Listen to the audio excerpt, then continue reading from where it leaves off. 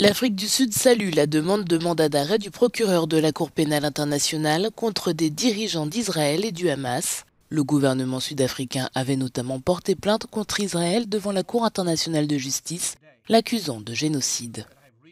En tant que Premier ministre d'Israël, je rejette avec dégoût la comparaison faite par le procureur de La Haye entre l'Israël démocratique et les assassins de masse du Hamas. C'est une distorsion de la réalité. La Cour pénale internationale étudie également la possibilité de délivrer des mandats d'arrêt à l'encontre de 3 hauts responsables du Hamas pour des chefs d'accusation similaires. Le président américain Joe Biden a qualifié cette décision de scandaleuse et a déclaré qu'il n'y avait pas d'équivalence entre Israël et le Hamas. Cette décision n'aide en rien et pourrait compromettre les efforts en cours pour parvenir à un accord de cessez-le-feu qui permettrait de faire sortir les otages de Gaza et d'acheminer l'aide humanitaire.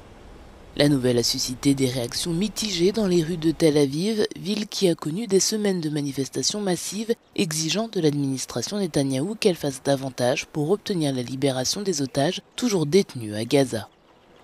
Je ne comprends pas dans quel monde nous vivons, où il y a une symétrie entre les dirigeants d'une organisation terroriste qui ont commis des massacres de masse et des chefs d'État qui ont été démocratiquement élus.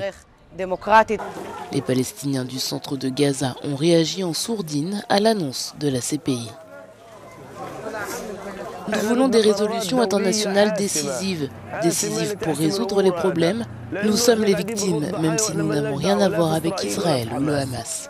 Les juges de la CPI vont maintenant examiner les preuves et décider si des mandats d'arrêt peuvent être délivrés à l'encontre des dirigeants d'Israël et du Hamas.